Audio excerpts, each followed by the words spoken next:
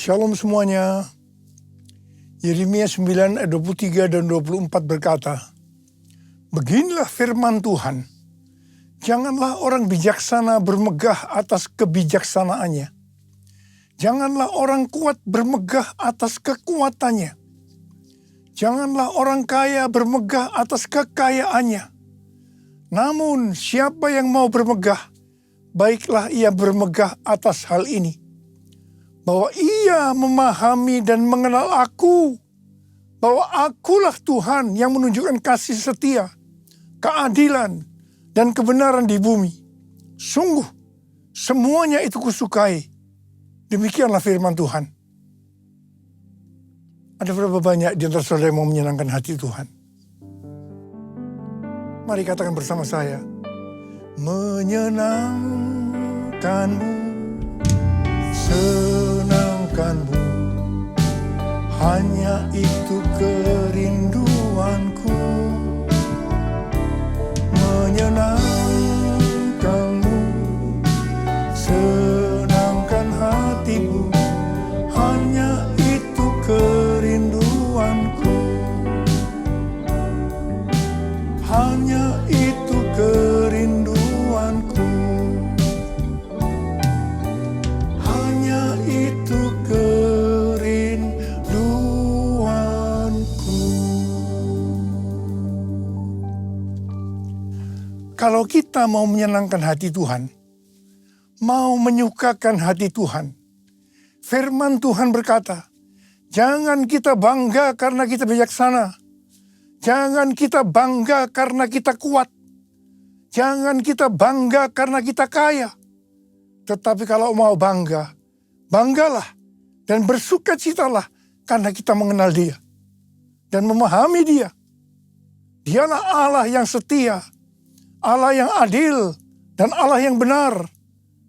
Semua nilai dunia ini akan hilang maknanya bila dibandingkan dengan pengenalan akan Allah. Kita harus terus mengenal Dia lebih dalam lagi. Artinya hubungan kita dengan Tuhan adalah hal yang intim. Ini pesan Tuhan yang kuat dalam menyelesaikan amanat agung tahun 2033. Selain itu, sesuai dengan kesimpulan Kongres Lausanne di Seoul tahun 2024 yang lalu, kita diingatkan, let the church declare and display Christ together. Gereja harus declare dan display Christ bersama-sama. Declare Christ atau mendeklarasikan, memberitakan Tuhan Yesus. Siapa pribadi Yesus Kristus? Kasih-Nya, anugerah-Nya, dan perbuatan-perbuatannya kepada seluruh umat manusia. Jesus for everyone. Display Christ atau menampilkan Kristus dalam kehidupan kita. Hidup seperti Kristus, mewujudkan sifatnya, karakternya, ajarannya. Kita harus menjadi garam dan terang. Hidup yang berprestasi, hidup yang berbuah, hidup yang menjadi berkat. Dengan cara ini, maka kita akan disebut murid Kristus. Dan mereka yang melihat kita akan memuliakan Bapa di sorga. Roma 14 ayat 17 dan 18 berkata, sebab kerajaan Allah bukanlah soal makanan dan minuman, tetapi soal kebenaran, damai sejahtera, dan sukacita dalam Roh Kudus. Sebab siapa saja yang melayani Kristus dengan cara ini, ia menyenangkan hati Allah dan dihormati oleh manusia. Kita diingatkan, dalam melayani Tuhan harus berfokus kepada kebenaran, damai sejahtera, dan sukacita dalam Roh Kudus. Melayani Tuhan bukan memprioritaskan hal-hal yang duniawi. Kalau kita melakukan ini, maka akan menyenangkan hati Tuhan dan dihormati manusia.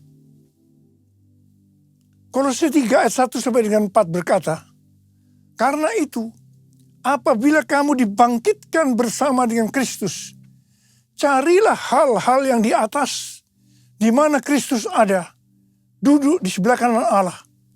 Pikirkanlah hal-hal yang di atas, bukan yang di bumi.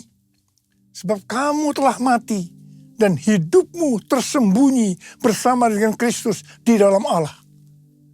Apabila Kristus yang adalah hidup kamu tampak kelak, kamu pun akan tampak bersama dengan Dia dalam kemuliaan. Ayat-ayat ini mengingatkan kepada kita bahwa kalau kita mau ikut dalam pengangkatan, maka syaratnya adalah mencari hal-hal yang di atas. Memikirkan hal-hal yang di atas, bukan yang di bumi. Artinya, segala sesuatu yang kita lakukan di bumi harus dinilai, dipertimbangkan, dan dipikirkan dari sudut pandang kekekalan dan sorga. 1 Petrus 4 ayat 7 berkata, kesudahan segala sesuatu sudah dekat. Karena itu kuasailah dirimu dan waspadalah supaya kamu dapat berdoa. Jadi dalam menunggu kedatangan Tuhan Yesus kedua kali yang sudah semakin dekat, kita harus banyak berdoa. Memuji dan menyembah Tuhan bersama-sama dalam unity siang dan malam. It's all about you. It's all about you. It's all about you, Jesus. It's all about you. It's all about you. It's all about you, Jesus. Dalam menyelesaikan target amanat agung tahun 2033, saat ini kita berada di tahun 2025. Tahun 2025 adalah tahun di mana bencana alam, peperangan, ketidakpastian, krisis ekonomi akan semakin hebat. Kita berada di akhir dari akhir zaman. Seperti yang dikatakan dalam 2 Timotius 3 ayat 1-9. Bahwa hari-hari ini kita memasuki masa yang sukar. Manusia akan mencintai dirinya sendiri dan menjadi hamba uang. Tetapi yang luar biasa, justru dalam keadaan yang seperti ini, Tuhan memberikan tema untuk tahun 2025. Dikatakan bahwa tahun 2025 adalah tahun penuaian. The year of harvest. The year of harvest. Kalau kita menyelidiki ayat-ayat yang merujuk pada penuaian atau harvest, maka terdapat beberapa jenis tuaian, yaitu yang pertama, tuaian jiwa-jiwa yang terhilang dan membutuhkan pemulihan hubungan. Yang kedua, tuaian perluasan kerajaan Allah. Yang ketiga, tuaian berkat rohani dan jasmani. Dan yang keempat, tuaian hidup yang berbuah atau buah roh. Kelima, tuaian hidup yang kekal. Dan yang keenam, tuaian di bumi yang mengalami murka Allah. Saya percaya tahun 2025 Tuhan akan banyak berbicara tentang penuaian, yaitu seperti yang sudah disebutkan di atas. Mengenai penuaian jiwa-jiwa, kita sedang berada dalam masa penuaian jiwa yang terbesar dan yang terakhir sebelum Tuhan Yesus datang kembali. Roh Kudus, Pentakosta ketiga sedang bergerak ke seluruh dunia. Harvest now, Jesus for everyone. Harvest now, Jesus for everyone.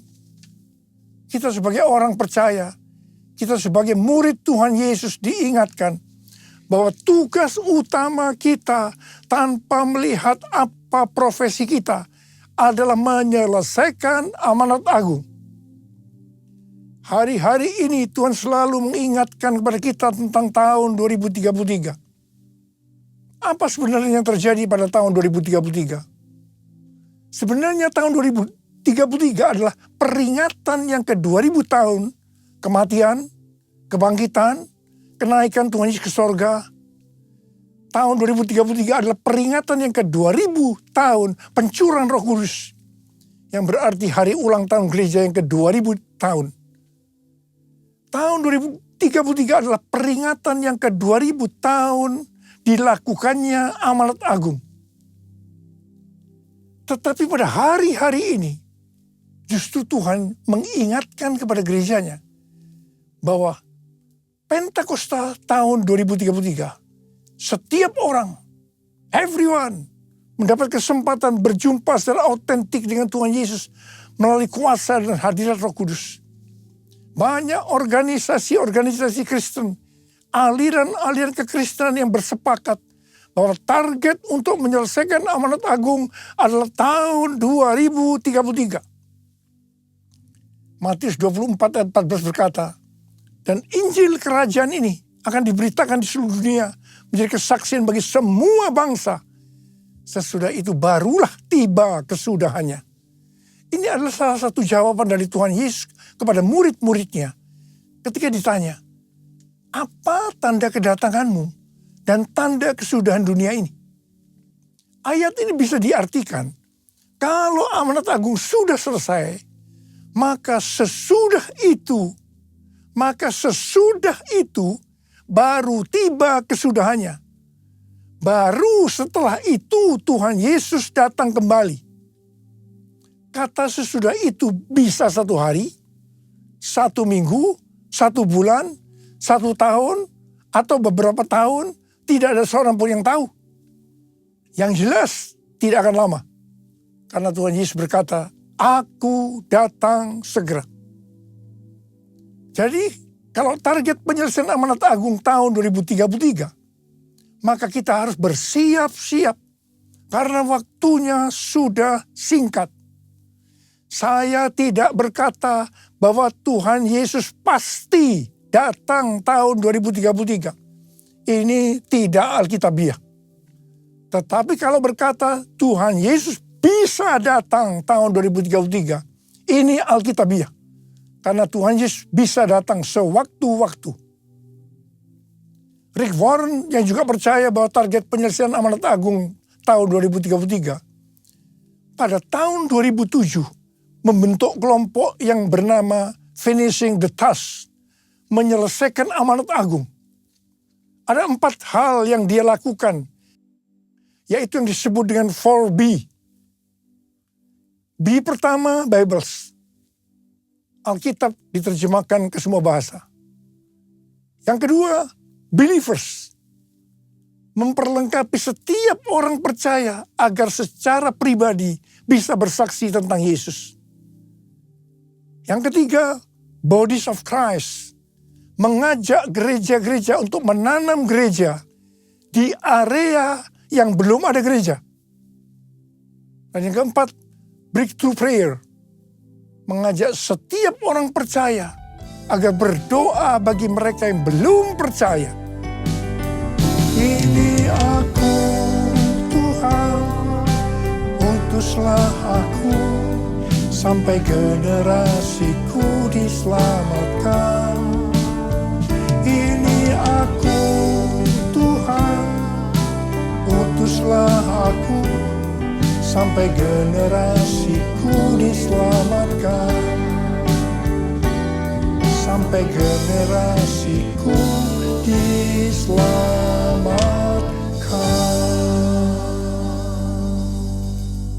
Selain penuaian jiwa-jiwa, maka tahun 2025 adalah tahun penuaian berkat secara materi. Haleluya!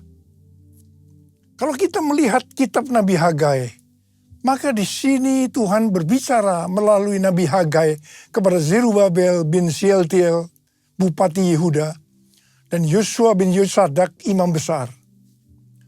Tuhan menegur bangsa Israel, karena selama ini mereka hanya sibuk membangun rumahnya sendiri. Tetapi rumah Tuhan tidak dibangun, dan tetap menjadi reruntuhan. Akibatnya, yang pertama, mereka menabur banyak, tetapi membawa pulang hasil sedikit. Mereka makan, tetapi tidak sampai kenyang. Mereka minum, tetapi tidak sampai puas. Mereka mendapat upah, tetapi tidak pernah cukup, karena seperti ditaruh dalam pundi-pundi yang berlubang. Banyak pengeluaran yang tidak terduga, seperti sakit, dicuri, dirampok, dan lain-lain. Memasuki tahun 2025, adakah di antara kita yang keadaannya sama seperti orang Israel pada waktu itu? Kalau kita mau mengalami penuaian berkat secara materi, maka kita harus melakukan seperti teguran Tuhan kepada bangsa Israel waktu itu. Mungkin selama ini kita hanya mementingkan rumah kita saja yang dibangun, sedangkan rumah Tuhan dibiarkan terbengkalai. Selama ini kita tidak membangun rumah Tuhan yang adalah tubuh kita. Yang kita bangun selama ini hanya kedagingan kita saja. Mari kita bertobat. Kita bangun kerohanian kita menjadi seperti gambar Yesus. Menjadi murid Tuhan Yesus. Menjadi pemenang. Saya percaya kita akan menuai berkat secara materi. Jiwaku terbuka untuk-Mu Tuhan. Selidiki, nyatakan segala perkara. Singkapkan semua yang terselubung, supaya ku layak di hadapan-Mu Tuhan. Ada pendapat dari sebagian orang bahwa persepuluhan sudah tidak relevan lagi untuk zaman ini. Alasannya, yang pertama, persepuluhan itu merupakan bagian dari hukum Taurat. Yang kedua, pada zaman anugerah sekarang ini, memberi untuk Tuhan tidak dibatasi persepuluhan saja. Tetapi kita bisa memberi lebih banyak, termasuk memberi seluruh hidup kita. Apakah pernyataan ini benar? Ini jawabannya. Kalau kita melihat dalam Alkitab tentang persepuluhan, maka akan didapatkan hal-hal sebagai berikut. Yang pertama, persepuluhan sudah ada sebelum zaman Taurat.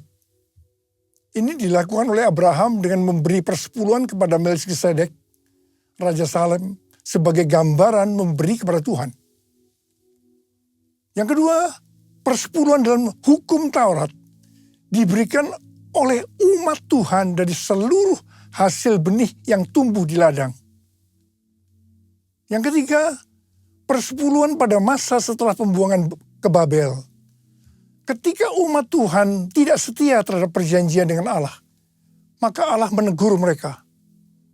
Kalau mereka ingin sungguh-sungguh kembali kepadanya, maka mereka harus menunjukkan komitmen, yaitu dengan mempersembahkan persepuluhan dari berkat yang Tuhan berikan kepada mereka. Yang keempat, persepuluhan pada zaman Yesus. Di sini Tuhan Yesus mengkritik persepuluhan orang-orang Farisi. Tuhan Yesus tidak menolak praktik persepuluhannya, tetapi Tuhan Yesus menegur mereka karena mengabaikan keadilan, belas kasihan, dan kesetiaan. Tuhan Yesus berkata, yang satu, yaitu persepuluhan, harus dilakukan. Dan yang lain, keadilan, belas kasihan, kesetiaan, jangan diabaikan. Yang kelima, persepuluhan pada zaman anugerah masa kini. Seperti yang tadi disebutkan, bahwa ada sebagian orang yang menganggap bahwa kita berada dalam zaman anugerah. Sehingga tidak perlu ada aturan-aturan dalam memberi persembahan seperti persepuluhan. Kita bebas memberi, termasuk mempersembahkan seluruh kehidupan ini. Ini sepertinya baik, tapi tidak benar. Persepuluhan adalah jumlah minimal yang Tuhan minta kepada kita untuk dipersembahkan dari berkat yang Tuhan berikan kepada kita. Kalau yang minimal ini saja dipermasalahkan, apalagi yang lebih besar dari itu, termasuk persembahan seluruh kehidupan ini. Persepuluhan kita berikan karena kita mengasihi Tuhan. Persepuluhan dipersembahkan dengan respon atas kesetiaan Tuhan. Allah selalu setia dan tetap setia sampai pada hari ini. Karena itu tidak perlu ragu-ragu untuk memberikan persepuluhan. Persepuluhan masih berlaku sampai hari ini. Apa berkat yang Tuhan sediakan kalau kita memberikan persepuluhan? Kita akan baca di Maleakhi 3 ayat 8 sampai dengan 12. Mari kita baca bersama-sama. Bolehkah manusia menipu Allah? Namun kamu menipu aku. Tetapi kamu berkata, dengan cara bagaimanakah kami menipu engkau? Mengenai persembahan, persepuluhan, dan persembahan khusus. Kamu telah kena kutuk, tetapi kamu masih menipu aku. Ya, kamu seluruh bangsa. Bawalah seluruh persembahan persepuluhan itu ke dalam rumah perbendaharaan, supaya ada persediaan makanan di rumahku. Dan ujilah aku, firman Tuhan semesta alam. Apakah aku tidak membukakan bagimu tingkap-tingkap langit dan mencurahkan berkat kepadamu sampai berkelimpahan. Aku akan menghardik bagimu belalang pelahap, supaya jangan dihabisinya hasil tanahmu, dan supaya jangan pohon anggur di padang tidak berbuah bagimu. Firman Tuhan semesta alam. Maka segala bangsa akan menyebut kamu berbahagia, sebab kamu ini akan menjadi negeri kesukaan. Firman Tuhan semesta alam. Saya mau berdoa buat saudara. Tahun 2025 adalah tahun penuaian berkat secara materi. Ada berapa banyak di antara saudara berkata amin? Saya percaya Tuhan. Angkat tangan saudara. Kita katakan bersama-sama. Aku percaya berkat-Mu atasku melimpah. Kebajikan, kemurahan selalu mengikutiku. Ku puji, ku sembah Kau Tuhan. Ku puji, ku sembah Kau Tuhan. Ku puji, ku sembah Kau Yesus.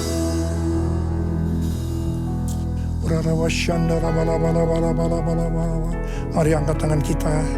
Berbahasa roh, yang sudah berbahasa roh, kita berbahasa roh saat ini.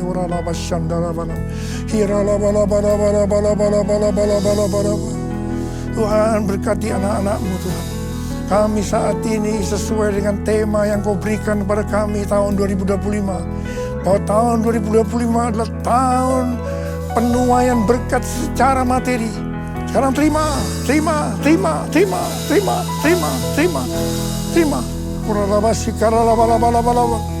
kasih Tuhan. Terima kasih. Berkat-Mu melimpah buat anak-anak-Mu. Berkat-Mu melimpah buat mereka. Terima kasih Tuhan. Dalam nama Yesus. Dalam nama Yesus. Haleluya. Amin.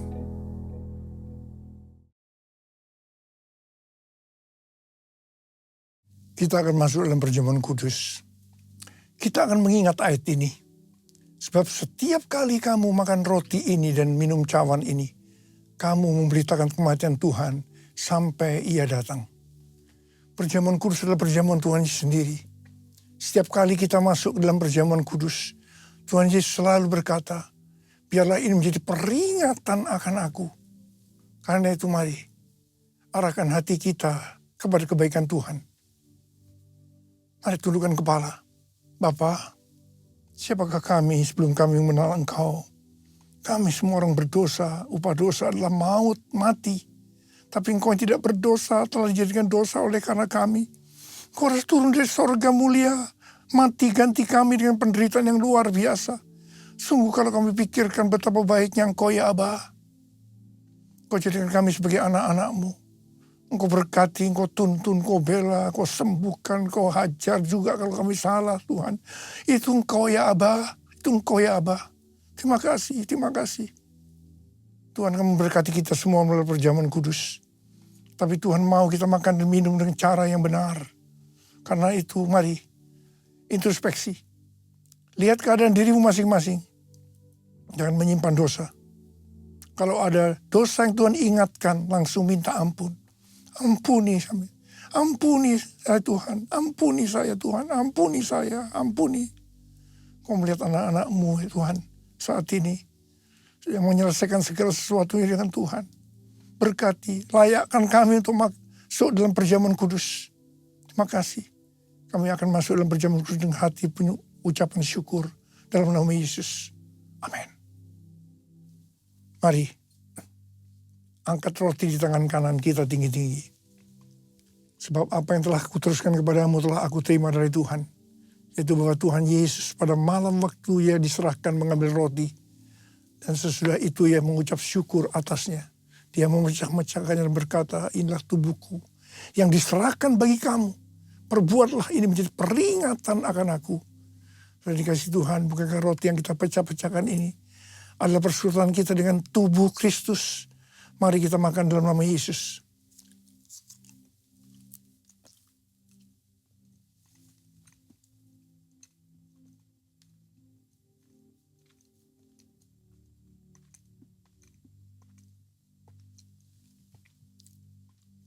Angkat cawan di tangan kanan kita tinggi-tinggi. Demikian juga yang mengambil cawan sesudah makan lalu berkata, cawan ini adalah perjanjian baru yang dimeteraikan oleh darahku. Perbuatlah ini setiap kali kamu meminumnya menjadi peringatan akan aku. Sudah dikasih Tuhan, bukankah cawan pengucapan syukur. Yang atasnya kita ucapkan syukur adalah persekutuan kita dengan darah Yesus. Mari kita minum dalam nama Yesus.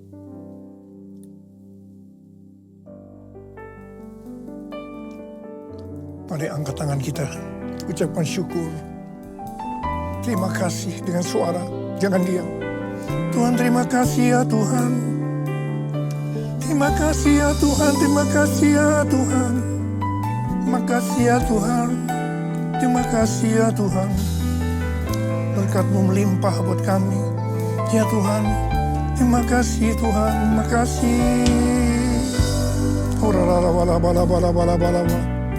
Tuhan, Kau memberkati anak-anak-Mu, Kau melihat anak-anak-Mu. Kau saat ini Kau sedang menyembuhkan yang sakit, sedang membebaskan yang terikat, menghibur yang susah, menguatkan yang lemah, memberikan pengharapan-pengharapan yang baru bagi yang datang dengan keadaan putus pengharapan.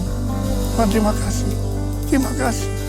Terima kasih Yesusku, terima kasih Yesusku, puji syukur hanya bagi Tuhanku.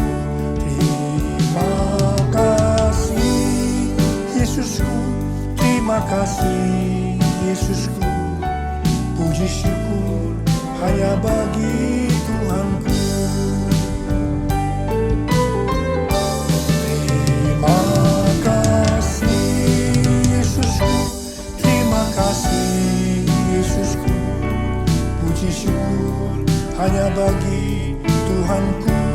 Terima kasih Yesusku, terima kasih Yesusku, puji syukur hanya bagi Tuhanku.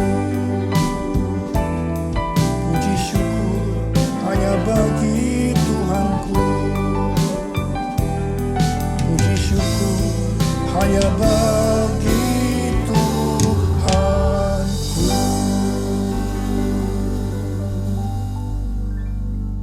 Mari angkat tangan kita.